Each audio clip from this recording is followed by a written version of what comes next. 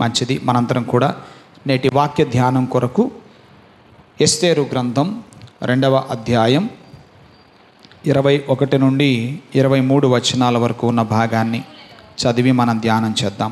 ఆ దినములలో మొర్దెకై రాజు గుమ్మములో కూర్చుని ఉండగా రాజు యొక్క 2 షండులైన బిగ్తాను తెరెషు అను ద్వారపాలకులు కోపగ్రస్తులై రాజైన అహష్వేరోషును చంపుటకు ఆలోచించుకొని ఉండిరి.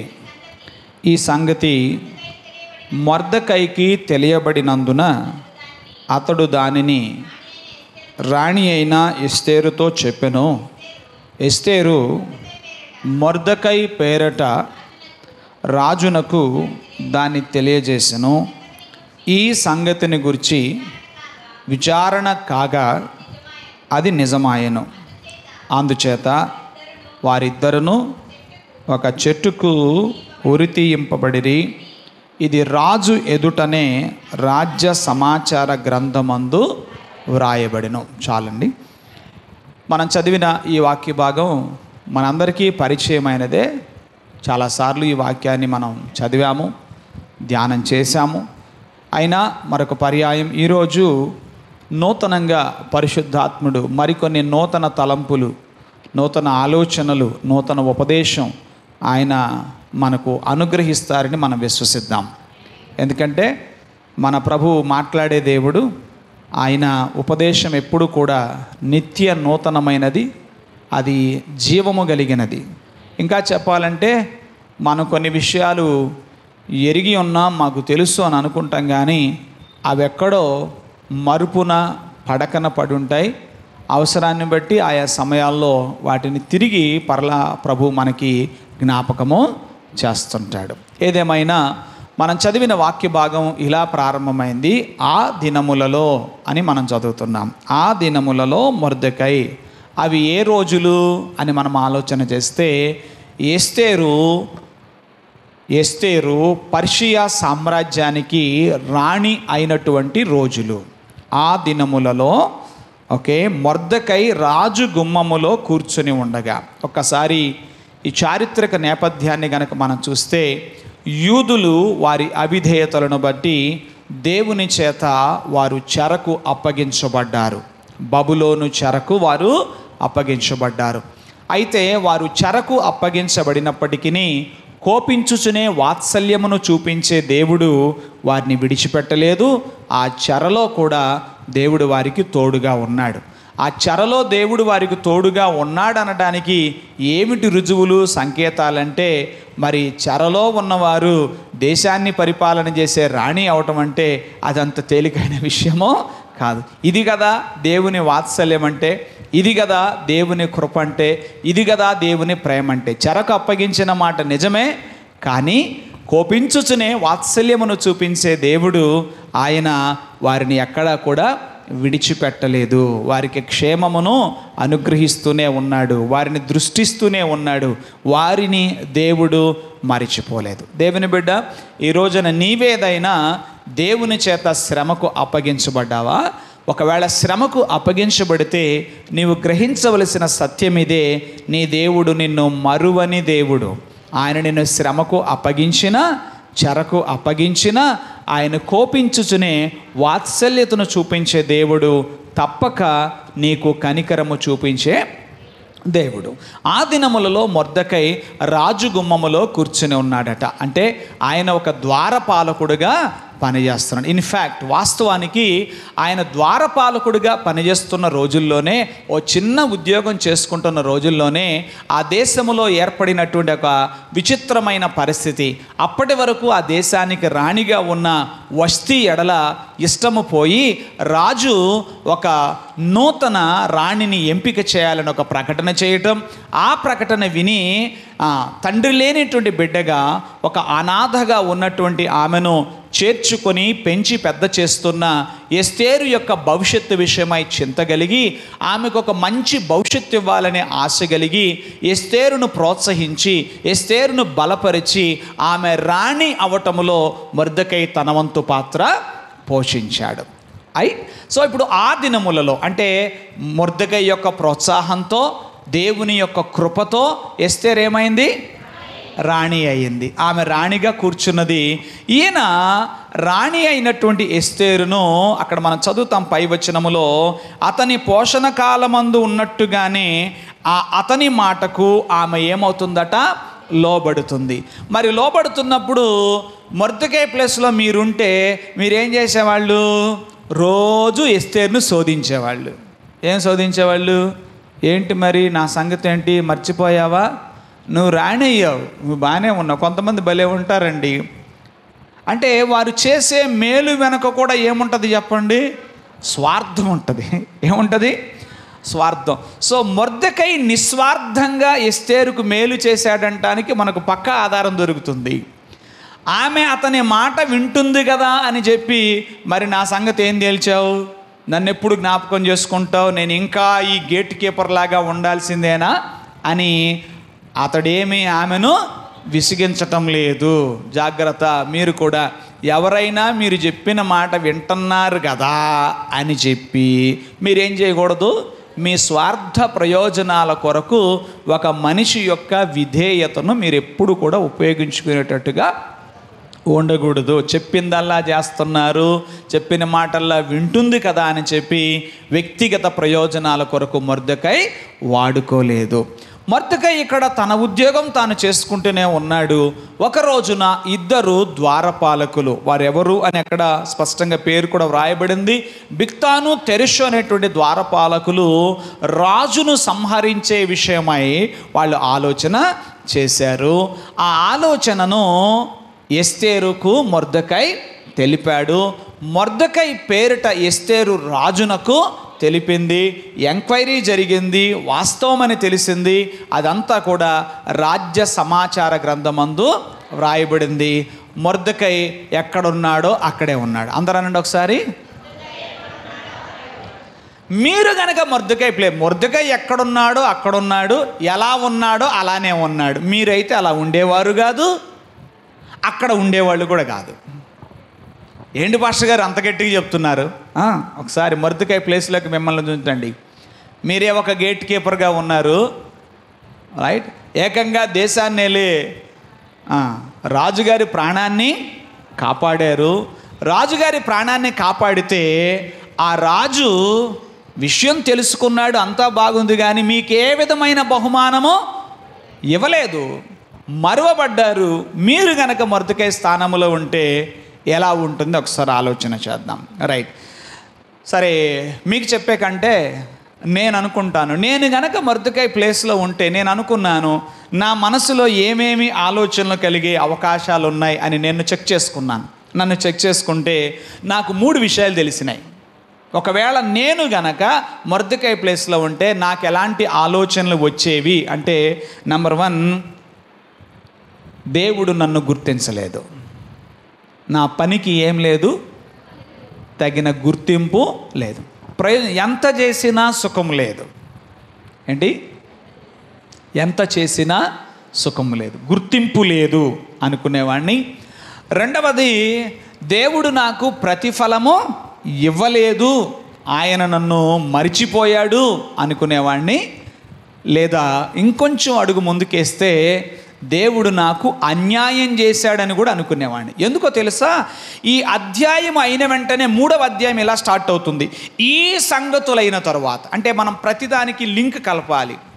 ఈ సంగతులైన తర్వాత అంటే మొర్దెకై ద్వారా జరిగిన మేలు, రాజుగారు కాపాడబడటం, ఇవన్నీ జరిగిన తర్వాత రాజైన అహష్వేరోషు హమ్మెదాత కుమారుడును అగాగియుడునగు హామానును గనపరిచి, ఎవరిని కనపరిచాడు? విషయం చూడండి, బైబిల్ను మనం బాగా చదవాలండి. పరిశుద్ధాత్ముని సహాయంతో మనం చదవాలి, మన మనోనేత్రాలు వెలిగించబడాలి. హమ్మెదాత కుమారుడు అగాగీయుడగు హామాను గణపరచబడ్డానికి రీజన్ ఏమైనా అక్కడ ఇచ్చారా? ఈ కారణం చేత ఇతడు గణపరచబడ్డాడు, ఈ పని చేత, అంతే కదండి. జ్ఞానం గలవాడా, పరాక్రమవంతుడా, మరి ఎందుచేత గణపరచబడ్డాడు? ఒక్కొక్కసారి మనకు జీవితంలో అర్థం కాదు. అదే సమాజంలో కొంతమందిని చూస్తే, ఏమండి అసలు ఈ వ్యక్తి ఈ ఘనత పొందడానికి అసలు ఏ అర్హత లేదండి. వాళ్ళకి లేదంటే అర్థం ఏంటి? నాకు అన్నీ ఉన్నాయని అర్థం. అర్థమేంటి? అసలు ఈ ఘనత పొందడానికి అన్ని విధాలా నేను అర్హుడను, నేను అర్హురాలిని. కానీ గణపరచబడవలసిన నేనేమో ఎక్కడున్నానో అక్కడే ఉన్నాను. వితౌట్ ఎనీ రీజన్, అసలు ఏ కారణం లేదు. అడగగలమా? వెళ్ళి అడగగలమా? రాజా, ఎందుకు హామానుని మీరు గణపరిచారు, నన్నెందుకు గణపరచలేదు అని మొర్దెకై అడగగలడా? అడగగలడా? ఒకవేళ అడిగే అవకాశము మీకుంటే మీరు ఖచ్చితంగా అడిగేవారేమో. కానీ మొర్దెకై అయితే అడగలేదు. మొర్దెకై ఏమని అడగలేదు? ఇంత చేసిన నన్నెందుకు నీవు గణపరచలేదు? ఏం చేశాడని, ఏమి అర్హత ఉందని చెప్పండి హామానుని నీవు గణపరిచావు. సరే, ఎవరిని అడిగినా అడగకపోయినా మనుషుల్ని అడిగే అవకాశాలు ఎట్టాగూ మనకు చాలాసార్లు ఉండవు. అందుకని చాలాసార్లు దేవుడి దగ్గర మనం పెట్టే గొడవే ఇది. దేవుని దగ్గర మనం పెట్టే గొడవ ఇది. ప్రభువా, ఆ వ్యక్తిని ఎందుకు నీవు గణపరిచావు? ప్రభువా, ఈ వ్యక్తిని ఎందుకు నీవు గణపరిచావు? అసలు మేలు చేసింది నేను, గణపరచబడవలసింది నేను. ఇది అన్యాయం కాదా? సో అందుకని నేనేమన్నాను, నేను గనక మొర్దెకై స్థానములో ఉంటే నేను దేవుణ్ణి అనే మాటో అనుకునే మాటో ఏంటంటే, దేవుడు నాకు అన్యాయం చేశాడు. సో ఇక్కడ నేను 3 విషయాలు చెప్పాను. దేవుడు నన్ను గుర్తించలేదు, దేవుడు నాకు ప్రతిఫలము ఇవ్వలేదు, దేవుడు నాకు అన్యాయం చేశాడు. మీరెవరు అనుకోరా? నన్ను నేను మొర్దెకై ప్లేస్లో పెట్టుకొని ఆలోచన చేసుకుంటే నాకు ఈ 3 సంగతులు తెలిసినాయి. నా హృదయ వైఖరిని బట్టి నా ఆలోచనలు ఇలా ఉంటాయి కదా అని అనిపించింది. నేను గనక మొర్దెకై స్థానంలో ఉంటే ఇలా అనుకునేవాణ్ణి కదా. ఏమని? నన్ను గుర్తించలేదు, నాకు ప్రతిఫలం ఇవ్వలేదు, నాకు దేవుడు అన్యాయము చేశాడు. కానీ దేవుని బిడ్డలారా, జాగ్రత్తగా గమనిస్తే మనం ఆరాధిస్తున్న దేవుడు మన హృదయాన్ని పరిశోధించే దేవుడు.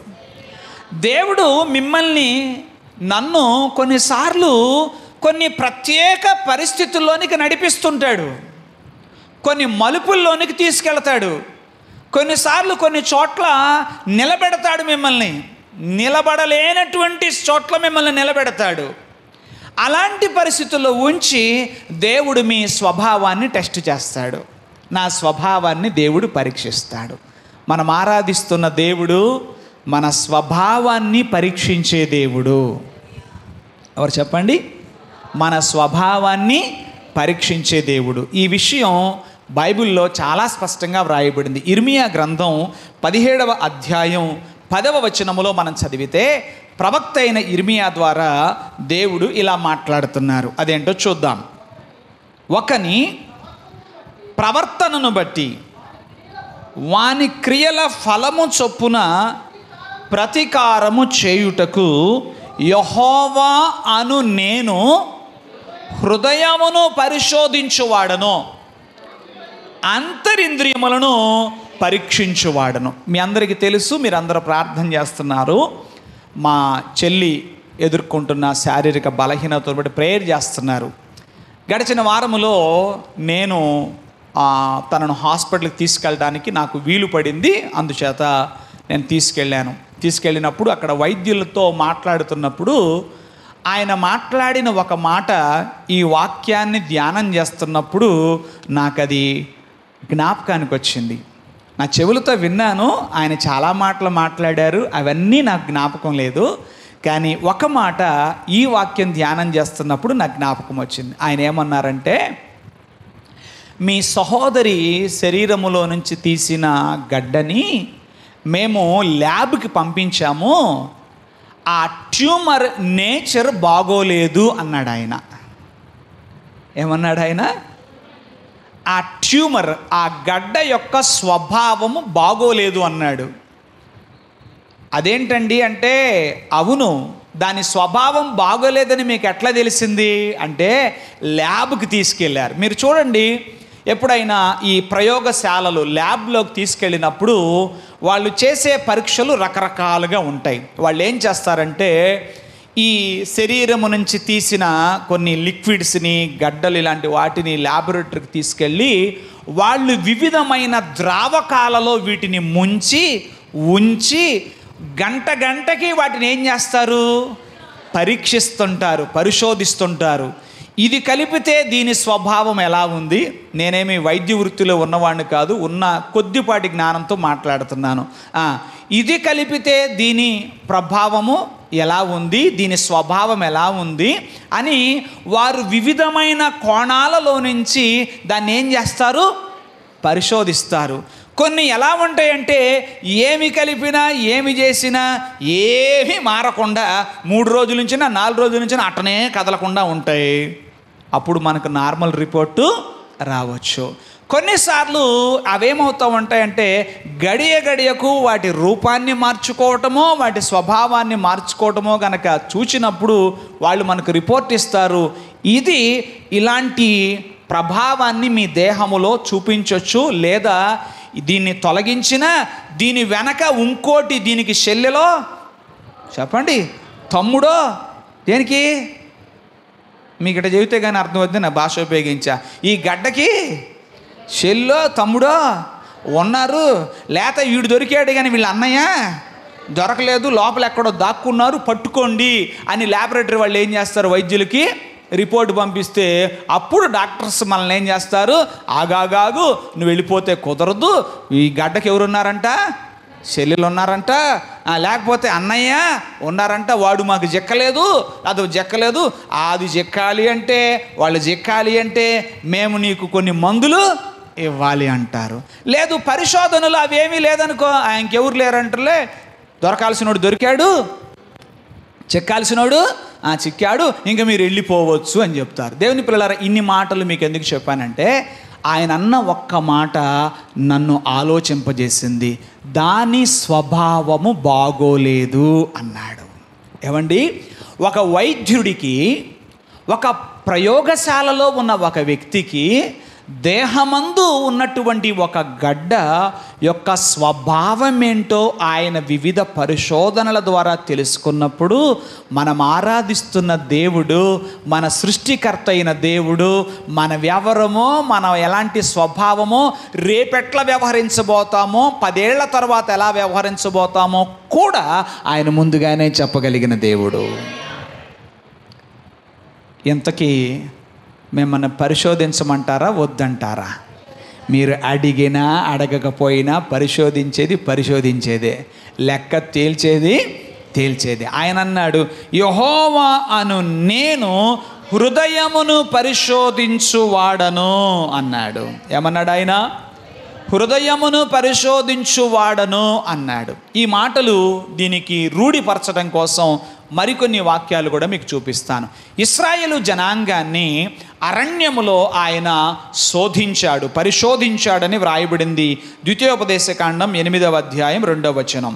కొంచెం వేగంగా మీరు చూస్తే, మరియు నీవు ఆయన ఆజ్ఞలను గైకొందువో లేదో నిన్ను శోధించి నీ హృదయములో ఉన్నది తెలుసుకొనుటకు నిన్ను అణచు నిమిత్తం అరణ్యములో ఈ 40 సంవత్సరాలు నీ దేవుడైన యెహోవా నిన్ను నడిపించిన మార్గమంతటిని జ్ఞాపకము చేసుకొనుము అన్నాడు. దేవుడు ఏం చేశాడంట? అరణ్యములో ఇశ్రాయేలీయులను శోధించాడు, పరిశోధించాడు అని మనం చూస్తున్నాం. ఏమని పరిశోధించాడు? ఆ పరిశోధన యొక్క లక్ష్యం ఏంటి?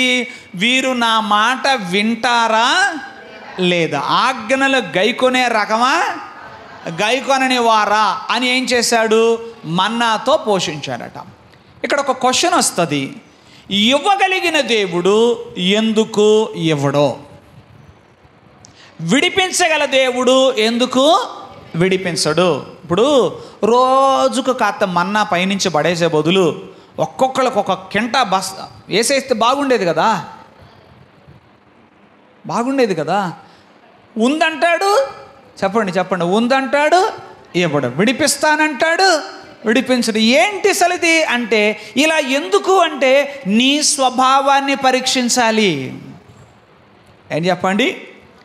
నీ స్వభావం ఏంటో పరీక్షించాలి. నువ్వు ఎలాంటి వ్యక్తివి, ఇలా నిన్ను టెస్ట్ చేస్తే నీ స్వభావం బయటకు వస్తుంది. సో అక్కడ స్పష్టంగా మోషే గారు రాశాడు. ఆయనకి ఎలా తెలిసింది? బహుశా అడిగాడేమో పర్సనల్గా కలిసినప్పుడు, ఏమని, ఏంటి దేవా ఈ రోజువారీ వ్యవహారం కాకపోతే ఒక్కసారి చెప్పండి. అప్పుడప్పుడు పిల్లలకు కూడా ఉంటుంది, అమ్మ ఇచ్చేదేదో ఇప్పుడే ఇవ్వచ్చుగా, నాన్న ఇచ్చేదేదో చెప్పండి ఇప్పుడే ఇవ్వచ్చుగా. ఎందుకు ఇవ్వరు చెప్పండి? ఎందుకు ఇవ్వరు అంటే మన స్వభావం ఎటువంటిదో పరీక్షించడానికే. ఏం చెప్పండి? మన స్వభావం ఎలాంటిదో పరీక్షించడానికే మోషేకు ఆ సంగతి చెప్పాడు కాబోలు. అందుకని ఏమి రాస్తున్నాడు? మరియు నీవు ఆయన ఆజ్ఞలను గైకొందువో లేదో నిన్ను శోధించి నీ హృదయములో ఉన్నది తెలుసుకొనుటకు నిన్ను అణచు నిమిత్తం పర్పస్ చెప్పేశాడు. ఇందుకోసమే దేవుడు నిన్నేం చేశాడు? ఈలాగున దేవుడు నడిపించాడు. మరి అంతే కాదు, మరి ఎర్ర సముద్రం దాటగానే స్తుతి స్తోత్రం హల్లెలూయా అంటున్నారు. ఎవరు? ఇశ్రాయేలు. సరే కదా అని ఎక్కడికి నడిపించాడు? మారా దగ్గరికి నడిపించాడు. మారా దగ్గరికి నడిపిస్తే వీళ్ళ స్వభావం బయటపడి, ఇది స్తుతించే స్వభావము కాదు, అది సంగతి. ఇది ఏ స్వభావము? సణిగే స్వభావం అని అప్పుడు బయటకు వచ్చింది. సో అలా నెంబర్ ఆఫ్ టైమ్స్ వాళ్ళ స్వభావాన్ని ఆయన ఏం చేశాడు? శోధించాడు. రైట్, ఇంకొక వాక్యాన్ని మీకు చూపిస్తాను చూడండి. 2వ దినవృత్తాంతముల గ్రంథం 16వ అధ్యాయం 9వ వచనం. 2వ దినవృత్తాంతములు 16:9. అక్కడ రాజైన ఆసాతో మాట్లాడతాడు. తన ఎడల యథార్థ హృదయము గలవారిని బలపరుచుటకై యెహోవా కనుదృష్టి లోకమందంతటా సంచారము చేయుచున్నది. ఈ విషయమందు నీవు మతి తప్పి ప్రవర్తించితివి గదా అని ప్రవక్త ద్వారా దేవుడు ఆసాతో మాట్లాడుతున్నాడు. ఏంటి ఇక్కడ సందర్భం అంటే, ఆసా మంచి ప్రార్థనాపరుడు. ఎప్పుడు? ఏమీ లేనప్పుడు. ఆసా ఎప్పుడు చెప్పండి? చెప్పాలి మీరు. ఆసా ఎవరు? మంచి ప్రార్థనాపరుడండి, దేవుని మీద ఆనుకుంటాడండి. ఎవరండి? ఆసా. ఎప్పుడండి చెప్పండి? ఏమీ లేనప్పుడు. కానీ అన్నీ ఉంటే మాత్రం మనోడు అందడండి. ఎవరు అని ఎలా అర్థమైందండి? ప్రభువుల వారు పరిశోధించారండి. అదే పైనున్న వాక్యంలో చదువుతాం. బహు విస్తారమైన రథములు, గుర్రపు రౌతులను గల కూషియులు, లూబియులు గొప్ప దండై వచ్చిరి కదా, అయినను నీవు యెహోవాను నమ్ముకొనినందున వారిని నీ చేతికి అప్పగించను. ఆనాడు జ్ఞాపకం చేస్తున్నాడు. గతంలో జరిగిన సంగతి ఏంటో ప్రవక్త జ్ఞాపకం చేస్తున్నాడు. మరి ఆనాడు ప్రార్థన చేసిన నీవు ఈనాడు ఎందుకు ప్రార్థన చేయలేదు? ఆ డబ్బులున్నాయనేగా, ఆ వెండి ఉందనేగా, ఆ బంగారం ఉందనేగా. ఏం చేసావు నువ్వు చెప్పండి? ఏం చేసావు? సిరియా రాజును నువ్వేం చేసావు? సహాయమును కోరావు. అంతే కదండి. అక్కడ ఉన్న మాటలు అవే. మీరు చదవండి 16వ అధ్యాయం 2వ వచనంలో. ఆసా యెహోవా మందిరమందు రాజనగరులను బొక్కసాలలో వెండి బంగారాలు తీసి బెన్హదదు సహాయం కోరాడట. అంటే ఇప్పుడు చెప్పండి, ఆసా స్వభావం ఎలా ఉంది చెప్పాలి మీరు? స్థిరమైనదిగా ఉందా? స్థిరమైనదిగా ఉందా? లేదు. ఇశ్రాయేలుల స్వభావం స్థిరమైనదిగా ఉందా? లేదు. అందుకనే ప్రభు ఏం చేస్తున్నాడు? వారి స్వభావం ఎటువంటిదో టెస్ట్ చేస్తున్నాడు. అలాగే 2వ దినవృత్తాంతములలోనే 32వ అధ్యాయం 31వ వచనం చూద్దాం. 32వ అధ్యాయం 31వ వచనాన్ని మనం చూద్దాం. అతని దేశము ఆశ్చర్యముగా వృద్ధి నొందుటను గూర్చి విచారించి తెలుసుకొనుటకై బబులోను అధిపతులు అతని యొద్దకు పంపిన రాయబారుల విషయములో అతని శోధించి అతని హృదయములోని ఉద్దేశమంతయు తెలుసుకొనవలనని దేవుడు అతని విడిచిపెట్టాను. ఇప్పుడు మీ చేత ఎన్ని వాక్యాలు చదివించాను? 4 వాక్యాలు చదివించాను. ఇర్మియా గ్రంథములో ఒక వాక్యం చదివించాను, ద్వితీయోపదేశ కాండములో ఒక వాక్యం చదివించాను, దినవృత్తాంతంలో 2 వాక్యాలు చదివించాను.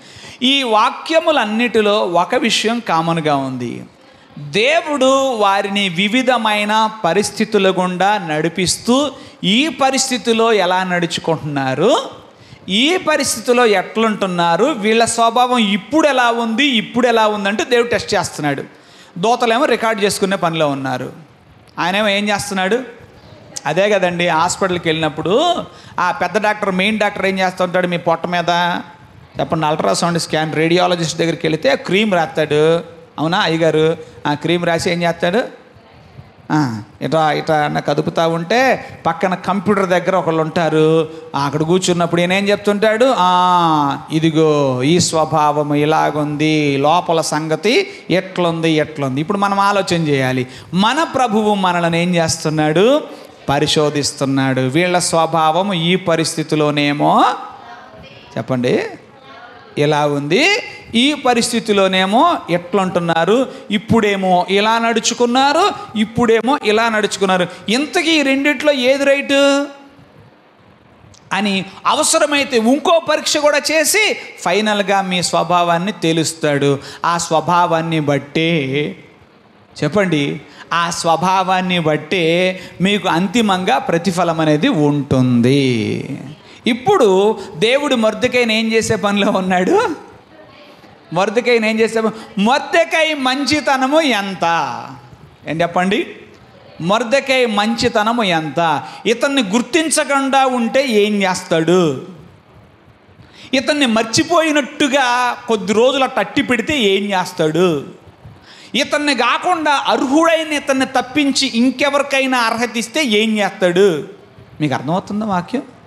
ఏం చెప్పండి? ఇతన్ని కొద్ది రోజులు చెప్పండి మరిచిపోయినట్టుగా పక్కన పెడితే ఏం చేస్తాడు? చేసిన ఆ మంచి పనికి ప్రతిఫలం ఇవ్వకుండా రిజర్వ్లో పెడితే ఏం చేస్తాడు? ఇతనికి కాకుండా ఇంకోళ్ళకి అవకాశం ఇస్తే ఏం చేస్తాడు? ఎలా ఉన్నాడు అని మొర్దెకైని చూస్తే మొర్దెకై ఎలా ఉన్నాడో అలానే ఉన్నాడు. దేవుని బిడ్డ, నీవు అలా ఉండగలుగుతున్నావా అన్నది వాళ్ళ నాకు ప్రశ్న. ఎక్కడ చూడండి, తన చేత ప్రోత్సహించబడిన వ్యక్తి రాణైన తరువాత కూడా ఆయన ద్వారపాలకుడిగానే ఉన్నాడు. నేను ఈ మధ్య ఓ చిన్న పని మీద గుంటూరు వెళ్ళి వారితో ఆ పని చేయించుకుంటూ ఆయన అడిగాను, ఎలా ఉన్నారు? జనరల్గా చాలా రోజుల తర్వాత ఎవరైనా కలిసామనుకోండి, ఇలా పలకరింపులు ఉంటాయి కదా, ఏమండి ఎలా ఉన్నారు ఏమిటి అంటే, ఆయన అన్నాడు, ఆంధ్రం బాగున్నాండి, పిల్లలు బాగున్నారు అంటే, నేను మాటలు అడుగుతూ మీ అబ్బాయి ఏం చదువుకున్నాడు, ఏం చేస్తున్నాడు, ఎక్కడ ఉద్యోగం అంటే సడన్గా ఉద్యోగం చేస్తున్నాడు అన్నాడు ఆయన. నేను అన్నాను, జనరల్గా సాఫ్ట్వేర్ ఉద్యోగాలు అంటే హైదరాబాదో బెంగళూరు అన్నట్టుగా, హైదరాబాదా బెంగళూరు అన్నా. ఆయన అన్నాడు ఏకంగా యుఎస్ అన్నాడు, అమెరికా దేశంలో అబ్బాయి ఉద్యోగం చేస్తున్న ఆయన గారు బ్యాగులు కుట్టుకునే పని మాత్రం మానలేదు. పైగా ఆయన షట్టర్ దించే టైంలో నేను వెళ్ళి ఏమండి ప్లీజ్ అండి కొంచెం నేను ఆలస్యమైనంటే మళ్ళా షట్టర్ ఎత్తి ఆయన నా కోసం భోజన వేళలో కూడా ఆగి నాకు మరి బ్యాగ్ కుట్టించాడు. అప్పుడు నేను ఒక పాఠం నేర్చుకున్నాను. మనం నేర్చుకోవాలి కానీ దేవుడు ప్రతిరోజు పాఠాలు నేర్పిస్తాడు. నేనేం నేర్చుకున్నది అసలు పాఠం, ఆయనతో మాట్లాడిన తర్వాత నేర్చుకున్న పాఠం ఏంటంటే, ఈయనకి చాలా ఉంది, ఈయనకు పని చేయాల్సిన అవసరం లేదు. అబ్బాయి అమెరికాలో ఉద్యోగం చేస్తున్నా దేవుడు ఆయనకి ఇచ్చిన చేతి పనిని ఆయన మానలేదు. ఆయనలో ఎక్కడ అహం లేదు. ఒకనాడు రోడ్డు ప్రక్కన మున్సిపాలిటీ వారు ఉంచితే ఉంచడం, లేకపోతే ఎత్తి లారీలో కనుక బడ్డీ కొట్టెత్తి వేయడమే. అలాగ ఉండి కుట్టుకున్న నాడు ఏ స్వభావం ఆయన కలిగి ఉన్నాడో, ఏ మర్యాద ఇచ్చాడో అదే మర్యాద 10 సంవత్సరాలు దాటిన తర్వాత కూడా మారలేదు కదా ప్రభువా, ఇలా ఉండాలయ్యా అనుకున్నాను. ఎలా ఉండాలయ్యా? ఇలా ఉండాలి ప్రభువా. 25 ఏళ్ల క్రితం పరిచయం, 25 సంవత్సరాల తర్వాత కూడా ఆ మర్యాదలో ఏమీ అహము కనబడడం లేదు. ఐశ్వర్యము బాగా పెరిగింది, అవసరమే లేదు పని చేయాల్సిన అవసరం. కానీ దేవుడు తనకిచ్చిన ఆ చేతి పనిని అలా కొనసాగిస్తూనే 10 మందికి దీవెనగా ఉన్నాడు. దేవునికి స్తోత్రం, హల్లెలూయా. ఇప్పుడు నేను చెప్తున్నాను, మొర్దెకై యొక్క స్వభావాన్ని దేవుడు ఏం చేస్తున్నాడు? పరీక్షిస్తున్నాడు. ఎస్తేరు రాణి అయిన రాణి కాకముందు ఎలా ఉన్నాడో మొర్దెకై, ఎస్తేరు రాణి అయిన తర్వాత కూడా మొర్దెకై అలానే ఉన్నాడు. ఆయన స్వభావములు ఏమి మార్పులా? ఇంక దేవుడు ఆశీర్వదించవచ్చు కదండి, చెప్పరండి? క్లియర్ అయిపోయిందిగా. మొర్దెకై మంచోడని ప్రూవ్ అయిందా లేదా? చెప్పరేంటండి? మొర్దెకై మంచోడని ప్రూవ్ అయిందా లేదా? మనవాడిలో అహం లేదు, చెప్పండి, చాలా మంచోడు. మరి దేవుడు ఆశీర్వదించేయచ్చు, కానీ మొర్దెకైని నెక్స్ట్ లెవెల్కి పరీక్షకి తీసుకెళ్తున్నాడు. ఇప్పుడు ఏం చేశాడంటే, మొర్దెకై చేసిన మేలు గుర్తించబడకుండా, రైట్, అందుకు తగిన ప్రతిఫలము ఇవ్వకుండా అట్టిపెట్టి ఈయనకు రావలసిన ఘనత మరొకరికి వచ్చేలాగా ఆయనే, వీటన్నిటి వెనక ఎవరున్నారు? మీరైతే ఎవరున్నారంటారు? వీటన్నిటి వెనక ఎవరున్నారు చెప్పండి? సార్వభౌముడైన దేవుడు ఉన్నారు. ఆఫ్ కోర్స్ కొన్ని సంగతులు, కొన్ని విషయాలు మన విరోధైన అపవాది వలన జరిగేవే అయినప్పటికీ అన్నిటికీ పైగా ప్రభు ఉన్నాడు. ఆయన వీటన్నిటిని కూడా ఆర్టికులేట్ చేసే దేవుడు. నీవు ఎలా ఉన్నావు, ఆయనకి ఏది ముఖ్యం? ఆయనకి ఏది ముఖ్యం? నీ సౌందర్యము కంటే దేవునికి నీ స్వభావము ముఖ్యం. మనుషులు బాహ్య సౌందర్యాన్ని చూస్తారు, ముగ్ధులవుతారు, కానీ దేవునికి మన అంతరంగ స్వభావము, ఆ సౌందర్యం ముఖ్యం. దేవుడు ఆంతరంగిక సౌందర్యాన్ని కోరుకునే దేవుడు.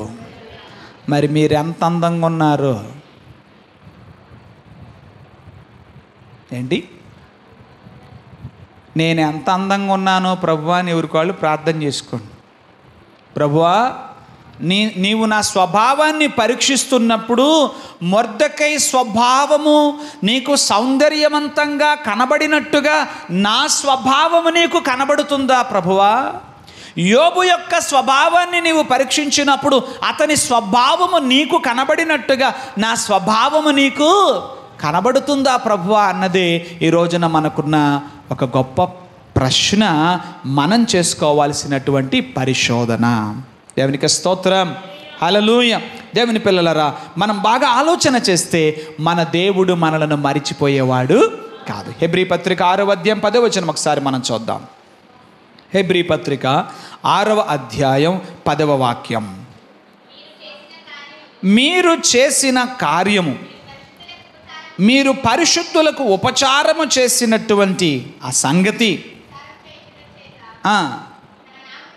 తన నామమును బట్టి మీరు చూపిన ప్రేమను మరుచుటకు దేవుడు అన్యాయస్థుడు కాదు.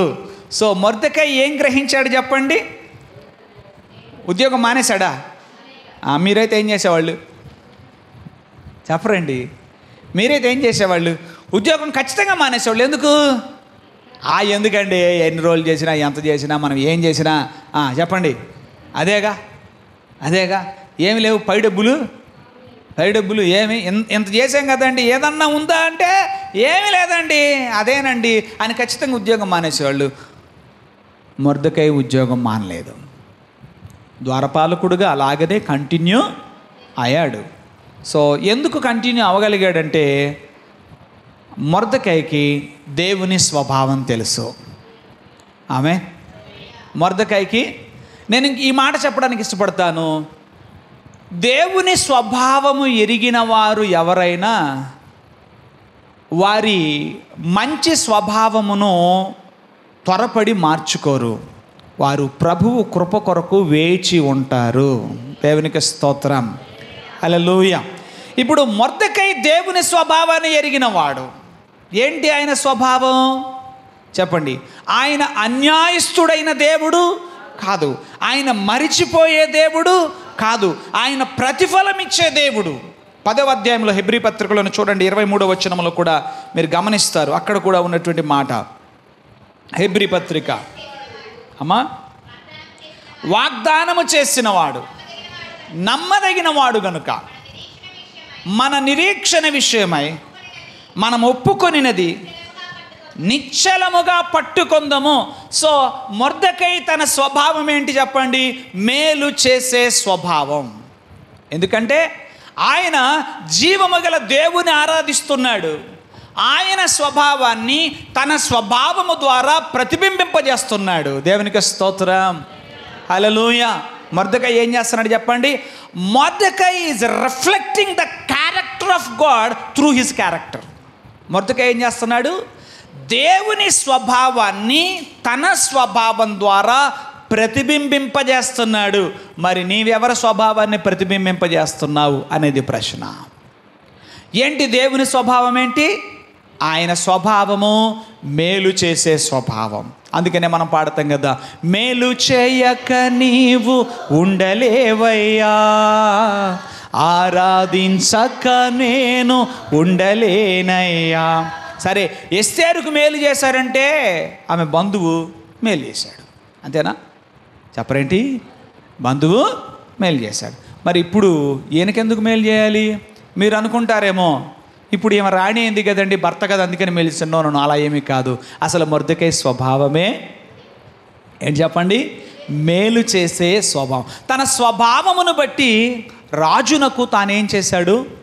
మేలును చేశాడు, అలయక మేలు చేశాడు. అందుకే గలతీ పత్రిక 6వ అధ్యాయంలో మనం చదువుతాం, మనము అలయక మేలు చేసితిమేని తగిన కాలమందు మనము పంటను కోస్తాం. సో మొర్దెకై ఏం చేస్తున్నాడు? దేవుడు తనకు ప్రతిఫలం ఇస్తాడు, ఆయన నిశ్చయంగా ఇస్తాడు, తగిన కాలమున నాకు ప్రతిఫలం ఇస్తాడని ఆయన వేచి ఉన్నాడు. తాను అర్హుడే, ఘనత పొందడానికి అర్హుడే. ఏ విధమైన అర్హతలు లేనివాడు, పరమ దుర్మార్గుడు, చెడ్డవాడు అయినటువంటి హామాను గణపరచబడినా, మంచివాడైన తాను మరవబడి చెడ్డవాడు గణపరచబడినా, తానెక్కడ ఆ విషయాన్ని గురించి మరెవ్వరి దగ్గర మాట్లాడినవాడు కాడు. ఎవరి దగ్గరైనా మాట్లాడుంటే ఆ సమాచారం రాజుగారికి అందక పోదు. ఏమని మాట్లాడుంటాడు? మామూలుగా అయితే ఏమని మాట్లాడే అవకాశాలు ఉన్నాయి? చూడు రాజుగారికి ఏమన్నా న్యాయం ఉందా? ఏమన్నా న్యాయం ఉందా? నేను ఆయన ప్రాణాన్ని ఏం చేశాను? కాపాడాను. నన్నేమో అట్టనే విడిచిపెట్టాడు. వాడెంత పనికిమాలినోడు, ఆడికి మాత్రం ఏం చేశాడు? ప్రధానమంత్రి ఇచ్చాడని. ఏమండి, ఇట్లా ఎంతమందికి చెప్పుకుంటే ప్రధానమంత్రి అయ్యేవాడు మొర్దెకై? మీరు కూడా బలి చెప్పుకుంటారు కదా. ఎవరికి? మీకు జరిగిన అన్యాయాన్ని ఇంటింట, ఊరూరా, దేశాలకు చెప్పండి ఏం చేస్తారు? విస్తృతంగా వ్యాప్తి చేస్తూ ఉంటారు. అలాంటి విషయాల వలన మనకు ఒరిగేది ఉండదు. దేవుని బిడ్డ, మొర్దెకై చేసిన మంచి పని ఏంటో తెలుసా?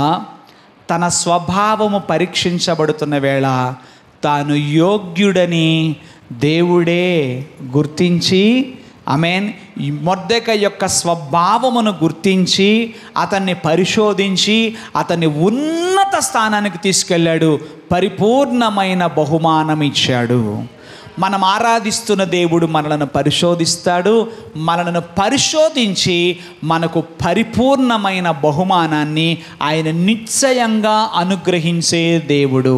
దేవునికి స్తోత్రం కలుగునుగాక. హల్లెలూయా. నిజమే, మొర్దెకై స్థానములో ఉంటే నన్ను దేవుడు మరిచిపోయాడు, నాకు దేవుడు అన్యాయం చేశాడని మనం అనుకునేవాళ్ళం. కానీ మొర్దెకై అలాగున అనుకోకుండా తాను యథావిధిగా మేలు చేస్తూనే ఆయన జీవిస్తూ ఉన్నప్పుడు ప్రభు ఒక సమయం వచ్చింది. ఆ సమయం వచ్చినప్పుడు మొర్దెకైని దేవుడు ఉన్నత స్థానానికి హెచ్చించినట్లుగా ఎస్తేరు గ్రంథములో మనం చదువుతాం. ఇప్పుడు ఒక ఆలోచన చేద్దాం. ఒకవేళ మొర్దెకైనే గనక అప్పటికప్పుడు ఆ తెల్లవారే పిలిపించి మొర్దెకై నీకేం కావాలి అని అడుగుంటే మొర్దెకై ఏం అడుగుండేవాడు? ఎందుకంటే అప్పటికి యూదులంతా క్షేమంగానే ఉన్నారు. అయ్యా ఏం లేదు అయ్యా నేను అంతా బాగానే ఉన్నానని షూనేమీయురాలు చెప్పింది చూడండి. ఒకసారి ప్రవక్త అయిన ఎలీషా అంటాడు, ఆమెకి ఏం కావాలో కనుక్కో అంటే నాకేమీ కొదవలేదు, నేను నా స్వజనులలో కాపురం ఉన్నాను, నాకంతా బాగుంది, నాకేం అవసరం లేదని మాట్లాడింది కదా. బహుశా మొర్దెకై కూడా అలానే మాట్లాడుండేవాడు. అంతకు మించి ఏమి జరిగేది కాదు. కానీ మనం ఆరాధిస్తున్న దేవుడు నమ్మదగినవాడు. ఆయన సమయోచితంగా సహాయము చేసే దేవుడు. ఎక్కడ వరకు దానిని రిజర్వ్ చేయాలో అక్కడ వరకు రిజర్వ్ చేశాడు. ఎంతకాలము పరిశోధించాలో అంతకాలము పరిశోధించాడు. సమయం అయ్యింది, మొర్దెకైని దేవుడు ఏం చేశాడు? హెచ్చించాడు. దేవునికి స్తోత్రం కలుగునుగాక. హల్లెలూయా. మొర్దెకైని బహుగా గణపరిచాడు, హెచ్చించాడు. దాని వెనక దేవుడు మీరు చూడండి, మరలా ఈ జరిగిన సంభవాలు గనక మనం గమనిస్తే, ఒక రోజున రాజుగారికి నిద్ర పట్టలేదు. ఎప్పుడు? ఒకసారి చదువుదాము మాటలు. 6వ అధ్యాయం. గొప్ప విందు చేసిన తరువాత, విందు రోజులైనాయి. మరి విందు అయిన తర్వాత సహజంగా ఫుల్గా తిన్న తర్వాత ఏం రావాలి? నిద్ర రావాలి. కానీ రాజుగారికి ఏం లేదట. ఎందుకంటే 5వ అధ్యాయం చివరి వచనం చదివితే, ఈ సంగతి హామానునకు యుక్తముగా కనబడి అతడు ఉరికొయ్య ఒకటి శుద్ధము చేయించాడు. వాస్తవంగా మొర్దెకైకి నిద్ర పట్టకుండా ఉండాలి. కానీ ఇక్కడ మనం గమనిస్తే ఆ రాత్రి నిద్ర పట్టకపోయినందున రాజ్యపు సమాచార గ్రంథము తెమ్మన్నాడు. 5వ అధ్యాయం ప్రారంభం అంతా మీరు గమనిస్తే విందుకు హాజరైన రాత్రి అది. ఏ రాత్రి అది? ఏ రాత్రి అది? విందుకు హాజరైన రాత్రి. ఎవరు చేయించిన విందు? ఎస్తేరు చేయించినటువంటి విందు.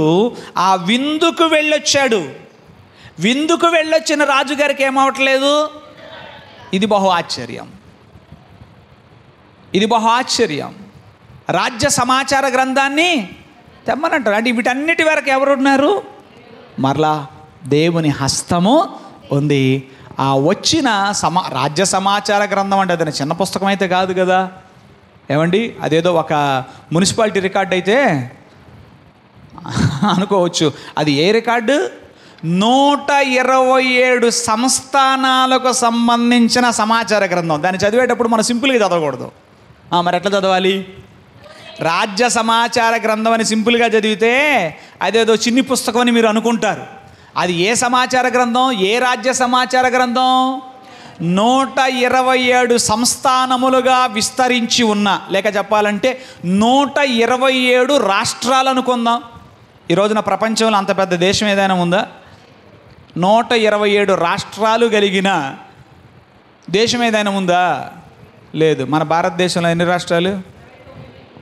సంతోషం, చక్కగా చెప్పారు. ప్రభు మేము దీవించుగాక. మరి 127 రాష్ట్రములు కలిగిన రాజ్యం ఏది?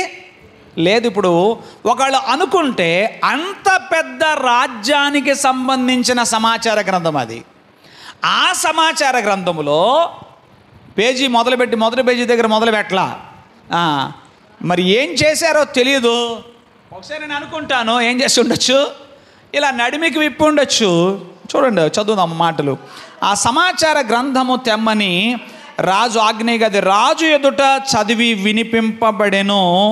ద్వారపాలకులైన బిక్తాను తెరెషను రాజు యొక్క 2 నపుంసకులు రాజైన అహష్వేరోషును చంప యత్నించిన సంగతి మొర్దెకై తెలిపినట్టు అందులో వ్రాయబడి ఉండెను.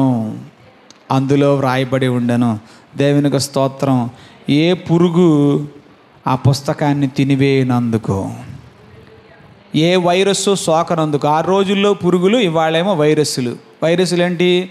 కంప్యూటర్లో ఉంది కదా, కంప్యూటర్లో ఉంది కదా అని మన గుండెలో భద్రంగా అనుకుంటాము. మనం తీరాపోతే సిస్టమ్ ఏమైందంట? హ్యాంగ్ అయ్యింది, హ్యాక్ అయ్యింది, వైరస్ వచ్చింది, మెమరీ అంతా లాస్ అయింది. ఇవాళ వినబడుతున్నాం. ఒకప్పుడు ఏం పురుగులు తినేయండి, ఒకప్పుడు ఏం జరిగాయి? ఒకప్పుడు పుస్తకాలను పురుగులు తినేయి. ఇవాళ కంప్యూటర్లో ఏమవుతుంది? వైరస్ సోకుతుంది. కానీ ఏ పురుగునకు, ఏ వైరస్కు దేవుడు అనుమతి ఇవ్వలేదు. మొర్దెకై చేసిన దేవునికి స్తోత్రం. దేవుడు దాస్తే నీ ఆస్తిని ఏ పురుగు తిందో. ఆమేన్. దేవుడు నిన్ను గురించిన రికార్డు పెడితే ఏ వైరస్సు సోకదు. వైరస్లకు అందకుండా, పురుగులకి అందకుండా ఆయన నీవు చేసిన కార్యం, నీకు ఇవ్వవలసిన బహుమానం, ప్రతిఫలం ఆయన భద్రం చేస్తాడు. హల్లెలూయా.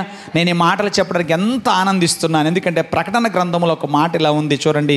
22వ అధ్యాయం 12వ వచనం ప్రకటన గ్రంథంలో, ఇదిగో త్వరగా వచ్చుచున్నాను, వాని క్రియ చొప్పున ప్రతి వానికిచ్చుటకు నేను సిద్ధపరిచిన జీతము నా యొద్ద ఉన్నది. నేను సిద్ధపరిచిన ఎవరికి ఏమి ఇవ్వాలో, ఎంత ఇవ్వాలో, ఎప్పుడు ఇవ్వాలో అన్నీ కూడా దేవుడు ఏం చేస్తున్నాడు? గ్రంథస్థము చేస్తాడు. అది నా యొద్ద ఉంది అంటున్నాడు. బేఫికర్, మనం భయపడాల్సినటువంటి అవసరం లేదు. మనం భయపడాల్సిన అవసరం లేదు. ఏ పురుగు తినదు, ఏ చెద పట్టదు, ఏ విధమైన వైరస్ సోకదు. నీవు చేసిన పనిని మరుచుటకు ఆయన అన్యాయస్తుడు కాదు. మొర్దెకై చేసిన మేలుకు సంబంధించిన సమాచారం ఆ సమయములో కంటబడింది. రాజు ఎంత స్పీడో, ఇంతకుముందు ఎంత ఆలస్యం చేశాడో చెప్పండి. జరిగినంత కాలం ఆలస్యం జరిగింది, ఇప్పుడు ఇక క్షణమైన ఆలస్యం ఉండడానికి వీలు లేదని ఒక్కసారి ఏం చేస్తున్నాడు? వేగవంతం చేస్తున్నాడు. సెకండ్ ఒపీనియన్ కోసం వెళ్తున్నాడు. ఆల్రెడీ రాజుగారికి ఒక ప్లాన్ ఉంది, తాను గణపరచాలి, ఎలా గణపరచాలో అయినా చూద్దామని అడుగుతుంటే ఇదిగో హామాను ఉన్నాడు. నేను అనుకుంటాను దేవుడు చూడండి, నోటి వెంట వచ్చే మాటలను కూడా దేవుడు ఏం చేస్తాడు? ఎక్కడ నిలబెట్టాలో రావాల్సిన రానిస్తాడు, రానివాడు తొక్కి పట్టేస్తాడు. ఎక్కడో కొన్నిసార్లు మీరు అదే అనుకుంటారు, నేను ఇలా అందామనుకున్నాను కానీ అనలేకపోయాను, చెప్దామనుకున్నాను చెప్పలేకపోయినలాగా. ఒకవేళ నేను ఆలోచన చేస్తాను, రాజుగారు గనక డైరెక్ట్గా హామానుతో నేను మొర్దెకైని ఇలా గణపరచాలనుకుంటున్నానండి, అనుకుంటున్నాను హామాను గారు అంటాడని అనుకోను. ఒకవేళ రాజుగారు మంచోడై, హామాను గారు మరి ఏమంటారు, నేను మొర్దెకైనట్లా గణపరచాలనుకుంటున్నాను, ఆయన 10 ఏళ్ల క్రితం నాకు అక్కడ సహాయం చేశాడంటే ఏమనేవాడు? ఏమని ఉండేవాడు? వాడా వద్దండి, వాడు స్వభావం మీకు తెలియదండి, వాడు యూదుడండి, వాడు అట్టండి లేనిపోయినండి చెప్పేవాడు. దేవుడు రాజు నోటి వెంట ఆ 3 అక్షరాల మొర్దెకై అన్న పదం రాకుండా ఆపాడు. ఒకవేళ మొర్దెకై అనే పేరే గనక రాజు నోట నుండి వస్తే మొర్దెకైకి అంత ఘనత దక్కేది కాదు. అక్కడ ఆపటంతో హామాను చెప్పాల్సినవన్నీ చెప్పాడు, ఆ తర్వాత చెప్పించాడు పేరు. అంటే ఏది ముందు చెప్పించాలో, చెప్పండి, నీ పేరు ఎప్పుడు పలికించాలో కూడా మీకు అర్థమైతే స్తోత్రం చెప్తారు. నీ పేరు ఎప్పుడు పలికించాలో కూడా ఆయన గైడ్ చేస్తాడు. ముందు చెప్తే ఏమవుద్దో ఆయనకి తెలుసు, తర్వాత చెప్తే ఏమవుతుందో కూడా ఆయనకి తెలుసు. అందుకని రాజు నోటి వెంట ముందు మొర్దెకై అనే పేరు రాకుండా ఆయనే ఆపాడు. మనకు ఒకసారి ఎంత కలవరం వచ్చేసిద్దో, అమ్మో నా పేరు రాలేదు, నా పేరు ఏం రాలేదు, నా పేరు రాలేదు, నా పేరు రాలేదు, నా పేరు రాలేదంటాము. నీ పేరు ఎప్పుడు రావాలో ఆయనకు తెలుసు. దేవునికి స్తోత్రం. రాజు నోట తర్వాత పలికించాడు. నీవు చేయదలిచిన అన్నీ కూడా వెళ్ళిపోయి నీవు చెప్పినట్లుగానే ఆ మొర్దెకైకి చేయి అన్నప్పుడు ఇక దాన్ని ఎవ్వరు కూడా నిలువరించలేకపోయారు. ఈ రోజున సందేశం ఇదే, దేవుని బిడ్డ, నీ స్వభావం పరీక్షించబడుతున్నదేమో, నీ ఉన్న పరిస్థితుల్లో నువ్వు పరీక్షించబడుతున్నావేమో. అయితే నీ స్వభావము దేవుని ఎదుట యోగ్యమైనదిగా కనబడనిమ్ము. ఆమేన్. నీ స్వభావము దేవుని ఎదుట యోగ్యమైనదిగా కనబడనిమ్ము. మొర్దెకై తన స్వభావమును దేవుని ఎదుట యోగ్యమైనదిగా కనబడి, తన స్వభావము దేవునికి యోగ్యమైనదిగా కనబడినందున ఆయన మొర్దెకైని గణపరిచాడు. ఒకవేళ నీవు కరువు కాలంలో ఉన్నావేమో, కష్టకాలములో ఉన్నావేమో, భయంకరమైన శ్రమ చేత, అవమానాల చేత, నిందల చేత, తిరస్కారం చేత నీవు పరీక్షించబడుతున్నావేమో, నీ స్వభావం దేవుని ఎదుట యోగ్యమైనదిగా కనబడనేమో. నీవు విడవబడిన వాడవగా, విడవబడిన దానివిగా ఉన్నావేమో, నీ స్వభావం దేవుని ఎదుట యోగ్యమైనదిగా కనబడనేమో. యోగ్యులకు కానానును ఇవ్వక మానని దేవుడు, యోగ్యుడైన వానిని ఉన్నత స్థానానికి హెచ్చింపక మానని దేవుడు నిన్ను కూడా ఆశీర్వదించక మానడు. నేను ఎవరిని దృష్టిలో పెట్టుకొని అన్నాను? ఆయనకు పరీక్షిస్తే 2 యోగ్యులు కనబడ్డారట. ఎవరు? యెహోషువ, కాలేబులు. వాళ్ళ స్వభావాన్ని కూడా ఆయన ఏం చేశాడు? ఎట్లా పరీక్షించాడు? యెహోషువ, కాలేబుల స్వభావాన్ని ఎలా పరిశోధించాడు? 40 ఏళ్ళు మామూలుగా అయితే యెహోషువ, కాలేబుల ప్లేస్లో మీరుంటే ఏమనేవాళ్ళు తెలుసా? అయ్యా ప్రభువా, మేము బాగానే చెప్పాంగా. ఏం చెప్పండి? మేము బాగానే చెప్పాంగా, సో మమ్మల్ని ముందు ఏం చేయి, వీళ్ళని చంపేయి. వీళ్ళెవరిని? వీళ్ళందరినీ కూడా ఈ అరణ్యంలో చంపేసేయి. నన్నును మా బ్రదరు కాలేబుని, మమ్మల్ని ఇద్దరిని కూడా ఏం చేయి, నేను మా బ్రదర్ బాగా చెప్పాం కదా, మమ్మల్ని ఎక్కడికి తీసుకెళ్ళు, కనాను తీసుకెళ్ళు అనేవాళ్ళు. కానీ అవిశ్వాసులైన వారితో, ఏమండి, అవిశ్వాసులైన వారితో, అవిధేయులైన వారితో 40 ఏళ్ళు శ్రమను అనుభవించారే. మనం కానీ వన్స్ ఒక్కసారి యోగ్యులము అని తెలిస్తే అయోగ్యులైన వారితో ఒక్క క్షణం కూడా ఉండమండి మనం. ఏమంటారు? అవునా కాదా అన్నా?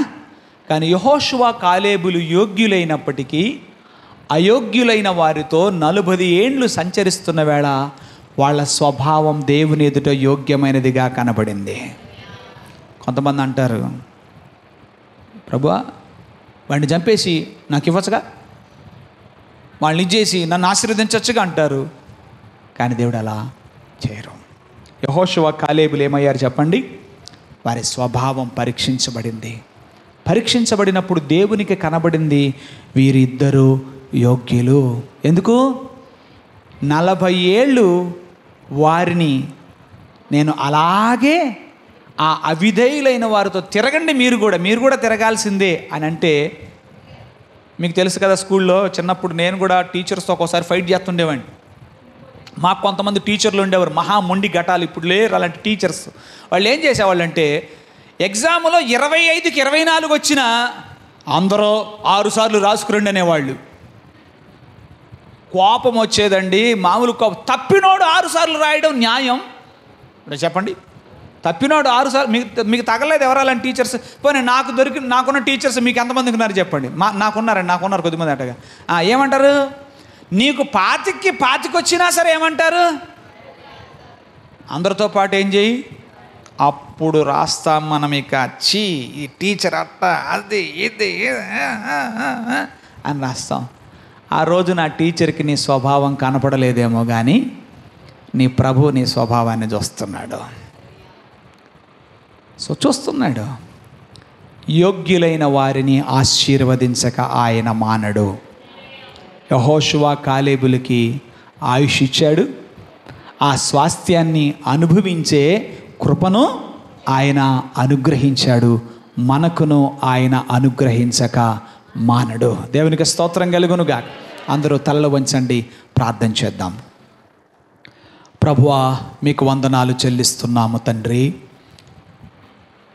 ఈ ఉదయకాల సమయంలో మొర్దెకై జీవితంలో జరిగిన ఒక సంఘటన మా ముందు ఉంచి, నీవు మా స్వభావములను పరీక్షించే దేవుడవని మాకు తెలియపరిచావు. దేవా, ఆయా సమయాలు, ఆయా కాలాలలో, ఆయా పరిస్థితుల గుండా మా జీవిత ప్రయాణమును కొనసాగింపచేస్తూ మా స్వభావం ఎట్టిదో మీరు చూచే దేవుడవని మాతో మాట్లాడారు నాయన. మొర్దెకై స్వభావమును పరీక్షించి చూడగా అతడు యోగ్యుడని మీకు కనబడింది.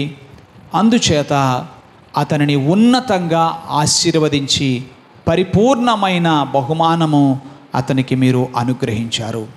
దేవా, యెహోషువ, కాలేబుల జీవితాన్ని మీరు పరిశోధించగా వారు యోగ్యులుగా కనబడ్డారు. అందుకనే వారు కనానును స్వాస్థ్యంగా పొందుకున్నారు. ప్రభువా, అంతటి యోగ్యకరమైన జీవితాలు మాకు దయచేయండి ప్రభువా. మీకు స్తోత్రమయ్యా. ఈ రోజున కొందరు వారికి ఆర్థిక సమృద్ధి నుంచి పరిశోధించబడుతున్నారు. మరికొందరు ప్రభువా, వారు శ్రమలో, బాధలో, ఇరుకులో ఉండి వారు పరిశోధించబడుతున్నారు. ఎవరు ఏ పరిస్థితుల ద్వారా పరిశోధించబడుతున్నా అయా ప్రతి ఒక్కరూ కూడా నీ ఎదుట వారి స్వభావము యోగ్యమైనదిగా కనబడాలని అయా మేము కోరుకుంటున్నాం. తండ్రి, వినిన వాక్యాన్ని మా జీవితానికి అన్వయించుకునే కృపను దయచేయి నాయన. మొర్దెకై స్థానములో మేము చూచుకొని ప్రభువా, నేనెట్లు వ్యవహరించేవాడనో వ్యవహరించేదాననో అని చెప్పి మేమందరము ఎవరికి వారము పరీక్ష చేసుకొని దేవానికి స్తోత్రమయ్యా, మా స్వభావము మీ ఎదుట యోగ్యమైనదిగా ఉండుటకై మీ వాక్యము ద్వారా మమ్మల్ని మేము సిద్ధపరుచుకునే కృప దయచేయమని వేడుతున్నాం.